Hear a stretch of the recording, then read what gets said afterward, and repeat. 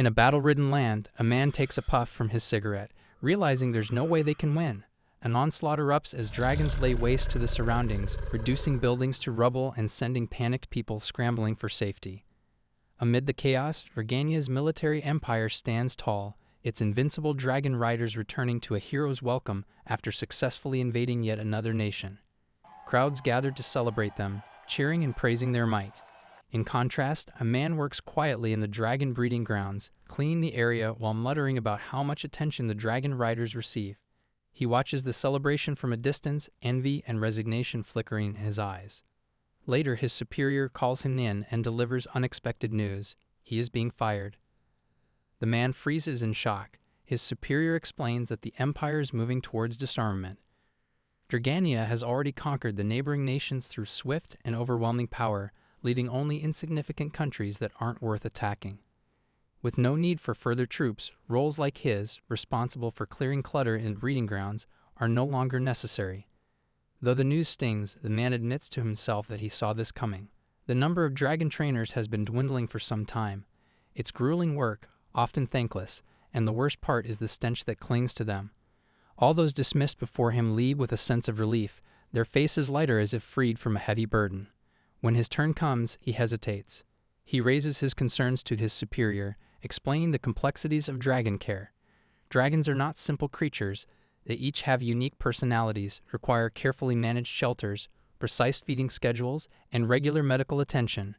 He is the only dragon trainer left, the last person ensuring these tasks are done properly. His superior shows no patience, brushing aside his concerns with growing frustration. The costs of maintaining dragons are too high, they argue, and even with the best care, dragons still die. Reducing their numbers seems to be a simple solution. The trainer feels a sinking weight in his chest. If losing his position means the dragons might somehow survive, perhaps stepping aside is all he can offer them. With quiet resolve, he offers his detailed records as a final contribution. The books contain everything: feeding routines, behavioral observations, medical notes, everything necessary to care for the dragons in his absence. He places them before his superior, hoping they will be of use. The response is scornful. The books are knocked from his hands, falling to the ground before being stomped on with disdain. His years of dedication, the knowledge painstakingly recorded, are treated as worthless. For 20 years he has worked as a dragon trainer. He has been yelled at countless times, yet they always entrusted him with his duties. He had once believed this was their way of showing appreciation, but it never was. After all, the work he did could have been done by anyone. Now the man grips the chair his superior was sitting on with one hand, effortlessly lifting it as he retrieves his book from the ground. Claiming it is important to him, he takes his leave without looking back. Later, he is at the first dragon shelter, packing his luggage. 2 dragon riders approach, mocking him. They taunt him, claiming his firing proves he has no real skills and that his job would be easy for anyone to take over. One of them, to prove his point, kicks one of the dragons. When the dragon doesn't react, he kicks it again, harder this time, continuing until the dragon snaps and lunges at them. The riders, pale with fear, flee in panic. The man watches silently, giving the dragon a friendly pat on its side.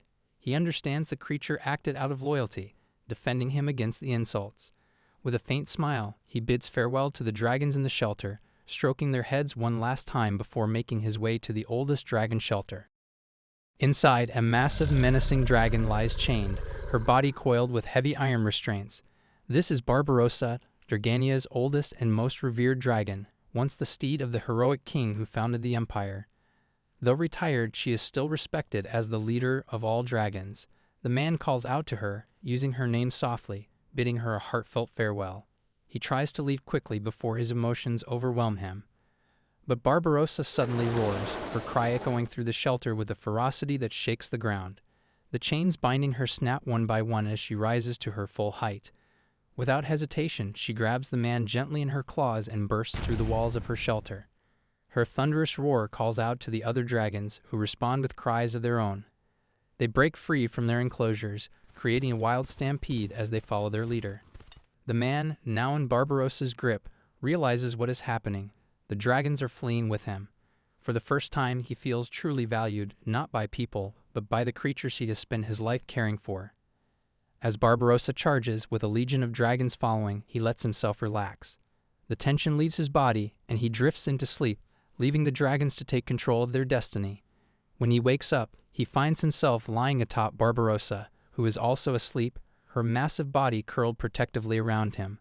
The chill in the air tells him they are somewhere in the north, a region known for its colder climate. He wonders why Barbarossa chose this place, knowing dragons struggle in such conditions.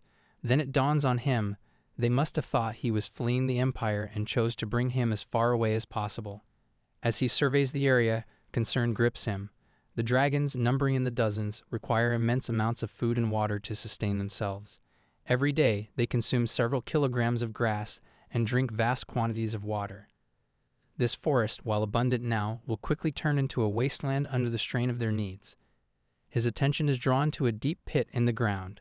The sight makes his stomach tighten. It is a grand python's nest. The grand python is a massive, venomous monster capable of swallowing a baby dragon whole. Even a fully grown dragon would need to fight with all its strength to fend it off. Knowing the danger, he warns the dragons to steer clear of the pit, their safety his top priority.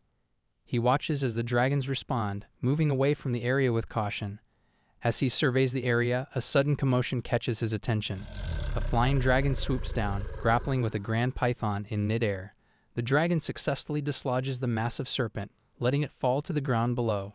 But before he can process what he's witnessing, the flying dragon, now rider mounted, charges toward him aggressively. He barely dodges the attack, confusion overtaking him. Why are they attacking him? The dragon rider accuses him of trespassing, recognizing him as part of Dragania's dragon corps. It dawns on him, he has unwittingly brought 100 dragons into foreign territory, violating its borders. He tries to explain his situation, but the rider doesn't relent, pressing the attack. He has no choice but to defend himself. Calling out to Barbarossa, he uses a hand signal to set up a feint, coordinating a swift counterattack. The maneuver works, and they manage to unseat the rider.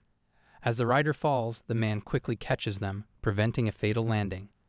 His attention shifts to the dragon, now grounded and visibly weakened. He notices the telltale marks of a grand python's venomous bite. Realizing the urgency, he retrieves the rider's weapon and carefully extracts the poison from the wound, using his experience to ensure the process is effective. As he works, he chastises the rider for reckless actions, warning them that nature holds dangers even a dragon can't overcome through sheer might. As he finishes tending to the dragon, he moves to return the weapon, but then it strikes him. The rider had been trying to kill him just moments ago. His suspicions flare, but before he can act, the rider removes their helmet. He is stunned to discover that the rider is a woman. She calmly acknowledges her defeat, stating that she has no intention of attacking him further. Instead, she thanks him for saving her dragon and introduces herself as Fianna Shin Levitin, the first princess of the northern country, Levitin. Breed is utterly dumbfounded by Fianna's recklessness, astonished that she dared to hunt a grand python, one of the most dangerous creatures, entirely on her own. Her audacity borders on lunacy, and he can't hold back his shock. Fianna, however, remains unfazed and proposes an outrageous deal. Since she was defeated by him, he can take her to Dragania as his prisoner, but only after he helps save her people. In exchange, she offers herself, claiming he can do anything he wants with her. Breed is quick to clarify his situation, explaining that he isn't a representative of Dragania anymore. He reveals how he was banished and fired from his role as a dragon trainer and how the dragons followed him on their own accord. Fianna listens intently, then asks for his name. He introduces himself as Breed, only to be met with her firm reprimand. She urges him to stop belittling himself, pointing out that there are few as skilled as he is. Her genuine respect for his abilities leaves him momentarily speechless. Fianna begins to speak about her country. She describes it as fragile and on the verge of collapse, constantly under threat of perishing. Despite her tireless efforts to train and strategize, she admits the odds are stacked against her. Training flying dragon riders takes years, monster hunting has its limits, and time is not on their side. With desperation and resolve in her voice, she asks Breed to come to her country with the dragons. She believes his unique skills and their dragons could turn the tide for her people. Breed hesitates, worried about the immense cost of caring for 100 dragons. He mentions their overwhelming dietary needs and the strong smell that clings to anyone around them. Fianna surprises him again, brushing off his concerns. She even leans in and takes in his scent, boldly declaring that she doesn't mind at all. Her determination is unwavering as she assures him that she will provide the necessary resources and facilities, emphasizing that her country needs both him and the dragons to survive. Her words hit Breed deeply. The way she values him, recognizing his worth, is a stark contrast to the way he was treated in Dragania. For the first time in years, he feels appreciated for his talents and the bond he shares with the dragons. Emotions swell within him as he glances at the dragons who have stayed loyal to him despite everything. With newfound resolve, he turns to Fiona and pledges his loyalty. He promises to serve her and her country with all his heart, determined to help her protect her people and rebuild her nation. The dragon finally appears from the bush, its roar loud enough that even people some distance away can hear it. It looks like a giant beast with only two people on top, Fiona and him. As soon as the houses start to appear after passing through many bushes, Fiona, an expert of the area, tells him that they are home, heading toward it. He is surprised to see such a beautiful and well-established structure, appreciating the architectural design of the houses. The place is peaceful, with no noise, just a comfortable living environment. As Fiona confirms that they have arrived, he is glad to finally see the popular place called Leviton. As she is about to bring the dragon to a stop, she notices him staring at the houses, stunned by their beauty. The dragon slows down, looking for a place to land. Seeing his reaction, she asks if the place is too small. He doesn't answer, and she tells him not to worry about it, reassuring him to take another good look. As they approach further, she explains why the castle walls have been broken, which caused them to use a makeshift bridge. She continues, pointing out that there are no men in sight. All the men perished in the war, trying to protect the name of this place. This leaves only the elderly, women, and children as the town's occupants. He is surprised and expresses his condolences for their loss. Then he remembers that she only mentioned a war, but didn't tell him who it was with or what it was about. He asks her, and she explains how Dragania invaded them when she was still a child. She was just lucky to be among the survivors. She shares that her siblings lost their lives on the battlefield, and their deaths plunged the country into complete chaos. As she talks more, her voice rises in tone. She says that ever since she experienced the horrors of war, she made it her priority to protect her country and rule over it, making it her duty until the day she dies. As they are about to descend from the dragon, she notices the other dragons behind the largest one and asks if they are okay, since they are leaving them behind. He reassures her that he has told the dragons they will be back and to stay calm, trusting they will do exactly as he has commanded. She tells him that while they have many dragons, she can call them with a whistle. He tells her it's good enough since she has managed to tame the dragons. As the dragon lowers and the others follow, the sound of it brings the little children running out, shouting with joy that their princess has finally returned. The dragon comes to a stop, and the elders also show their respect for her, all shouting, "Welcome back." She walks toward the children, hugging them tightly. She tells them she has brought many gifts for them today, and all the children jump up in joy, their faces lighting up as they express that they knew she would bring something for them. The elders approach her too, asking who the person behind her might be. He seizes the opportunity to introduce himself, bowing in respect. She then tells them he is a scout and a skilled dragon rider. The villagers look surprised. He watches as they honor her, obey her, and believe whatever she tells them. He thinks to himself that he now believes she is truly a big shot. But some of the elderly are not happy when they hear he is a dragon rider, recalling that the Draganian nation, known for riding dragons, played a major role in the downfall of their country. Fiona immediately reassures them, telling them that Breed is safe and urging them to trust her. She orders them to return to their work. After that, she tells Breed to follow her so she can show him where the dragon stable is. As they walk away from the crowd, Breed is still uneasy about her calling him just a dragon rider, as if he only rides a single dragon. He knows that he has many dragons, and he worries that seeing so many dragons at once could cause an uproar among the citizens. Fiona gently pushes him away from the crowd's eyes. Once they are alone, Breed confesses that it feels like he's not welcome, given the looks he received. Fiona reassures him, telling him not to worry. She is confident they will come around once they see how skilled and impactful he can be. She explains that their country is isolated, so it's rare to see new people. His arrival, especially as a dragon rider, stirs mixed feelings among them. He is new to them, and dragons bring their own memories. Breed admits that maybe he was overthinking things. He realizes that until he proves himself and shows what he can do to help, they won't have a good feeling about him. Fiona, surprised, tells him that she didn't expect someone so skilled with so much war experience to be so concerned about how people perceive him.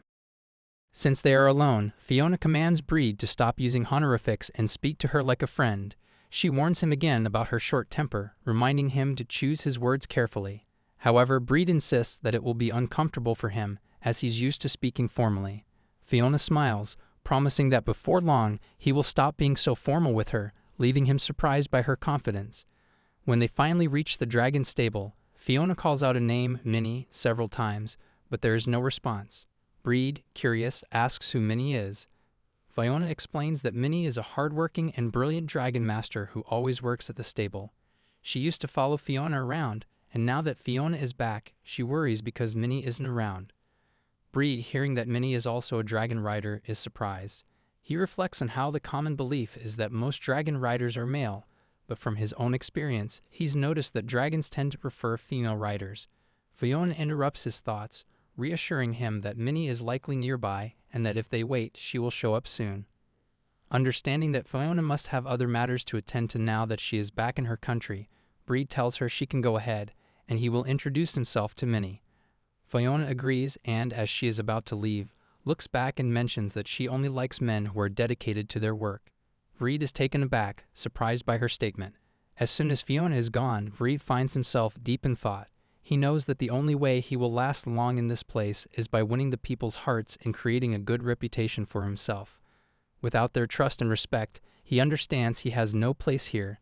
Looking back at Fiona, now a distance away, he realizes that he has lied to her. He told her that he is good at talking to strangers, but deep down, he knows that's not true. It makes him feel uneasy, especially since he is waiting for another stranger, Minnie. Breed feels grateful that Fiona has helped him when he had nothing else to rely on, providing him with a job. Despite how stubborn she can be, he remembers the time she beat up another woman out of jealousy when she saw him talking to her. He appreciates Fiona's support. As he sits in the stable, his mind races through these thoughts, trying to figure out how to navigate the challenges ahead. Suddenly, a noise behind him interrupts his thoughts. Before he can turn around, he finds himself on the ground with a pair of long legs wrapped around his neck. He immediately recognizes that the legs belong to a woman. With a sinking feeling, he knows it must be Minnie. She shouts at him, demanding to know what he is doing in her stable. Breed can't respond immediately as her leg tightens around his neck, choking him. She accuses him of being a thief. Realizing that he is about to pass out, Breed struggles and finally manages to pry her leg off his neck. Gasping for air, he tells her that he has been employed by Princess Fiona as the Dragon Master. Minnie, however, doesn't seem to care about his explanation. She firmly tells him that she won't allow him in her stable, as she has been in charge of it for a long time and has no intention of letting anyone take over her domain. Finally, Breed and Minnie are standing face to face, the tension between them palpable. Minnie sits on a rope used for taming dragons, while Breed stands across from her. For a few moments, they simply stare at one another in silence before Minnie breaks it. She says she's heard of him. He's famous as the most skilled dragon master. She acknowledges that someone can be skilled in riding and taming dragons, but when he tells Princess Fiona that he can tame 100 dragons at once, that's something she can't believe. She doesn't think he is capable of such a feat and accuses him of lying. To her, his words won't work on her, and she makes it clear that she won't fall for it. As Minnie speaks to him, Breed stands, his head slightly bowed, feeling like a student being lectured by a teacher. He tries to interrupt her, eager to explain what he meant, but she continues, her words flowing nonstop. She insists that he should leave the country, and in that moment, Breed realizes that the people here truly don't like him. Minnie's determination is evident as she closes the door of the stable, effectively chasing him out. Standing outside, Breed mutters to himself, reflecting on how he has been fired. The feeling is all too familiar to him, reminding him of what happened back in Dragania. As he stands there, he can hear Minnie inside, breathing heavily or making noise as she works. Each time he hears her, he wants to offer his help, but she rejects him every time, sending him away until it grows dark. As the evening grows darker, Breed knows the dragons must be heading toward the bushes to rest. He decides to knock on the stable door, hoping to speak with Minnie. At first, she ignores him, but after several knocks, she opens the door, visibly irritated, and demands to know what he wants. Breed tells her that he isn't trying to enter the stable. He just wants to ask if he can use the bush at the back of the stable for his dragon to sleep. Minnie responds dismissively, saying that it's not under her authority and he can do whatever he wishes there, but warns him to never disturb her again. Breed quickly rushes toward the area where he knows the dragons are likely to be, eager to find a place where he can stay close to Minnie but still be on his own. He hopes to prove her wrong, showing her what he is truly capable of. His steps quicken as he nears the spot where he plans to meet his dragons. He stops in a place where Minnie can still see him, and he begins making signals and whistling, calling his dragons to come to him. From a distance, Minnie watches him, trying to appear as if she isn't interested in what he's doing. But when she realizes he's trying to communicate with the dragons, she can't help but laugh to herself. She thinks that Breed is lying to himself. If he were really controlling the dragons, she reasons, she would feel the earth shake from their powerful steps. She believes Breed is just deceiving himself, continuing to lie about his abilities. Min steps out of the stable to confront Breed, laughing at his attempt to control the dragons. She taunts him from behind, claiming that if he really has 100 dragons coming, they should at least be making some noise. Breed turns to respond, calmly explaining that he instructed the dragons to move quietly since this is a new place. Minnie, still skeptical, doesn't believe him until she sees Barbarossa, a massive dragon, emerge from the shadows. She's taken aback by its size, her fear palpable. Gradually, she starts seeing the other dragons as they gather around Breed. She watches, stunned, as they all interact with him playfully. The sight is enough to make her doubt everything she believed. She's torn between being amazed at the fact that Breed really has tamed 100 dragons, or that he somehow managed to instruct them to move so silently. Though her disbelief starts to fade, Minnie can't fully accept it. She approaches him, grabs his shirt near the chest, and admits that she acknowledges his skill with the dragons. However, she still doesn't trust any dragon master. She suspects that Breed must have put his dragons through extreme conditions to get them to follow his instructions so perfectly. As she grips his shirt tighter, looking into his eyes, she warns him that she will make it her mission to expose him as a fraud, someone pretending to be a dragon master. Breed tries to understand her reasoning, asking why she doesn't trust dragon masters, but she brushes him off, ignoring his question. Instead, she reiterates that for now, he'll stay with them, but she's keeping a close eye on him. She warns him that if he tries anything suspicious, she'll deal with him. Breed, now more worried than ever, begins to realize that his attempt to impress Minnie by showing off his skills with the dragons has only made things worse.